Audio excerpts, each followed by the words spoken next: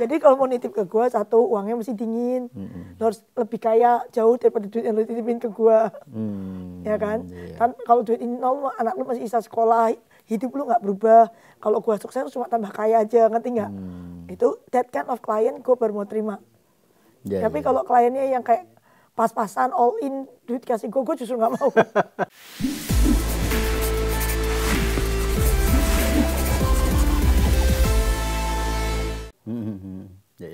Yang kedua mungkin juga di dalam negeri juga investor-investor institusi juga perlu kita dorong lagi untuk lebih banyak masuk ya. Kayak sejak unit link nggak ada kan, insurance basically contribution ke sahamnya mengecil. Sebenarnya harusnya bukan unit linknya yang dilarang jual, ya kan? Tapi kalau jual unit link mesti di-explain, bisa rugi gitu. Main saham itu bisa rugi, main saham itu nggak selalu cuan. Ini yang nggak mudah sih memang, karena market kita orang kita itu kan bisa nabung. Kebiasaannya deposito gitu. Jadi pokoknya itu nggak hilang gitu. Tapi kalau investasi kan memang ada risiko itu. Meskipun ada potensi juga naik juga. Kita gitu, nih Pak terima duit nasabah, jika saya bilang lo jangan lihat cuma return kita ciamik gitu kan. Lo mesti ngerti kita bisa rugi juga. Nah ini nih, iya. Jadi kita selalu ngomong, kalau aku mau terima nasabah, aku ngomong gini, selalu saya ngomong gini, lo titip duit di tempat gua nih, jadi klien Jarvis ya. Kalau uang itu sampai nol nih, lu hapus HP gue dari HP lu nggak? Lu blok gue nggak? Kalau lu blok HP gue, lu nggak usah nitip duit ke gue deh. Gue nggak butuh duit lu juga. Mending temenan lah. Iya. Ya kan, daripada lu kalau gue ngerugiin lu hapus and blok HP gue, gak usah nitip ke gue. Oh, itu disampaikan pas awal? Dari awal semua boleh tanya, cek semua klien Jarvis. Itu kata pembukaan gue. Semua klien pasti tanya return lu berapa. Aku bilang, lu jangan ngomong return dulu. Gue tanya dulu. Kalau duit yang lu terima ke gue terus gue rugiin lu blok HP gue, nggak usah. Dari awal ada disclaimer-nya. Gue disclaimer dulu. Soalnya gue nggak mungkin 100% cuan juga kan. Iya kan. Jadi gue ya cuma mikir, ini kan semua yang nitip kan teman. Daripada kok hilang prinsip. Ya kan, gara-gara duit. Toh kalau fee kita setahun berapa sih? Iya kan.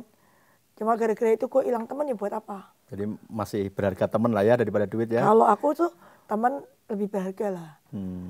Ya kan, terus satu lagi aku mesti tanya juga, besok tanya kita kedua.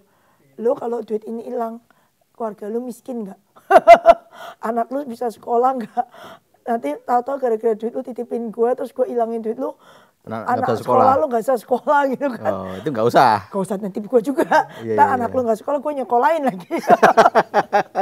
Jadi jangan nitip ke gue.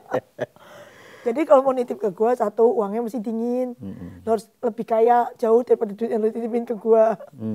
Ya kan? Kan kalau duit ini nol, anak lu masih bisa sekolah, hidup lu nggak berubah. Kalau gue sukses cuma tambah kaya aja, ngerti nggak? Itu that kind of client gue baru mau terima. Tapi kalau kliennya yang kayak pas-pasan, all in, duit kasih gue justru nggak mau. Gue takut. Iya. Cuy kan udah lama ya berkecimpung di pasar saham dari tahun 96, kalau yang saya tahu kan udah hampir berapa, 30 tahun gitu. Dari fase-fase itu apa yang paling berkesan di Cici? Sebelum tahun 2000 itu asing yang mendominasi. Apapun yang asing beli itu bisa kayak zaman dulu nggak ada arah ya. Limitnya kan tinggi banget tuh. Bisa naiknya gila-gilaan. Pokoknya asing dominasi lah. Jadi fundamental matters. 2000 ke atas itu local institusi itu mulai berkembang. Karena ada unit link, BPJS mulai masuk ke saham. Jadi asing itu ada lawannya. Kadang asing jual, BPJS beli, terutama saham-saham blue chip ya. Kadang BPJS yang jualan, asing yang beli. Jadi itu seru actually. Itu fundamental can work karena institusinya gede. Kita dulu 75% institusi ya. Itu could be asing, could be lokal. 25% itu retail. Sejak COVID berubah. Kalau kayak gue sekarang nih, retail 58%, asing plus institusinya 342. Mungkin 50-50, on certain saham asing lebih gede. Jadi kalau saham-saham big bank itu asingnya lebih gede. Di luar big bank mungkin institusi lokal lebih gede. Karena asing kan nggak masuk yang kecil-kecil kan. Tapi retailnya 58%. Jadi dengan perubahan komposisi player di market, saham yang bergerak juga berubah. Kayak tadi kita pagi-pagi ini kan Senin pagi jantung, ya kan. Kena saham Konglonya merah. Konglo tuh sebenarnya kan main retail kan. Insti kan dikit, nggak banyak. Asingnya cuma yang masuk MSCI, yang di luar MSCI kan nggak, asing nggak main juga. Iya, iya. Jadi yang panik itu retailnya nih. Tapi retail yang panik itu cukup untuk mendorong sahamnya minusnya dalam menyeret indeks. Iya. Ya kan? Ya mau kalau dibilang kok gitu ya, kenapa retail nggak lihat fundamental? Lah fundamental susah weh. Lu ngajarin orang fundamental, lu pikir 1 hari 2 hari bisa.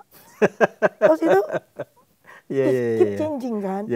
And then you have to keep updating. Kalau beneran fundamental bener nih, lu bisa bikin model, financial model of each company. Terus untuk bikin financial model yang paling penting bukan historical. Historical kan data keluar. Proyeksi. Untuk bikin proyeksi lu mesti ketemu manajemen. Nggak bisa ketemu sekali. Mesti ketemunya berkali-kali kan, setiap 3 bulan mesti update. Ya kan, rajin. Nah, emang manajemen mau diketemuin retail segitu banyak. Ya mereka kadang-kadang masuk Zoom-nya kita ngomong-ngomong, tapi kan nggak bisa lu ketemu anytime gitu loh, update. Yang bisa ketemu kan institutional. Ada IR ketemu, IR-nya bisa akomodasi pertanyaan kita, dijawab. Nah kalau ditanya 1 juta umat gitu, jawabnya juga kemeng weh. Jadi ngajarin retail fundamental tuh PR banget. Bukan nggak bisa, retailnya juga harus belajar sendiri. Harus mau mencari data sendiri, harus cari, maksudnya harus lapar. Tapi kalau enggak kan susah ya. Gue di Sochi ajarin main saham, gue bingung. How to teach you guys ajarin main saham. I can only give you the outlook, tapi gue nggak bisa ngajarin how to play saham kan. Soalnya keep changing, keep updating. Gue aja masih harus ngikutin terus. Like today, MSCI keluar kayak gitu. Something new kan. We also pelajarin kan. Tadi kita terhambat sedikit di podcastnya, belajarin dulu. Gak molor tadi podcastnya. Molor. Iya. Ci, menarik tadi soal analisa ya kan. Ada yang analisa fanatik, analisa fundamental. Ada yang teknikal. Bahkan sekarang belakangan banyak sekali metode-metode baru untuk beli saham, jual beli saham gitu. Kalau menurut kalau gue ini orangnya open minded. Anything yang bisa ngasih lu cuan, doing. Kan setiap orang tuh punya beda-beda. Gue tuh gak bisa teknikal. Belajar ratusan kali, kalau baca cat tuh bisa kayak mental block. Pokoknya gak bisa. Ya kan? Susah buat gue to read volume and stuff. Buat semua orang lain mungkin gampang banget teknikal. Gila ini kayak basic banget. Lu gak bisa-bisa. Ya tapi emang gak bisa. Dan gue juga bukan gak pingin bisa. Gue udah baca berkali-kali lupa terus. MA 200 apalah lupa terus. Jadi ya udahlah. Amin, mungkin otak udah bolot juga, jadi biarlah gue belajar yang lain aja. Let yang canggih-canggih technical survive with their own technical kan. As long as they survive, this method is good. Yang penting kan cuan, ya kan. Ada yang analisa flow, itu gue pakai, itu yang gue pakai. Ya kalau memang kita survive pakai itu ya nggak apa-apa. Ada yang value, kalau yang value survive pakai value ya nggak apa-apa. Suka-suka orang kan ada 1000 jalan menuju Roma. Lu nggak usah satu vehicle. Kalau gua nih, lu boleh kombinasi whatever you like, pokoknya selama lu cuan ya, it work for you. Ngapain kita harus ngeblokin diri sendiri gitu loh. Dia bilang, kan gua nih CFA ya, jadi gua fundamental apa sih yang gua nggak tahu. Ya kalau CFA pastilah. Gua tahu gitu kan. Ya, it work before, it work for me before gitu. Tapi ya sejak COVID, geser gitu. Jujur aja. Geser. Tapi tetap lihatin kan. Tetap itu is the comfort zone. Kalau fundamental work and there is flow coming in, kita convictionnya 2 kali lipat. Oh, pede. Tapi orientasi like the comfort zone. Gitu.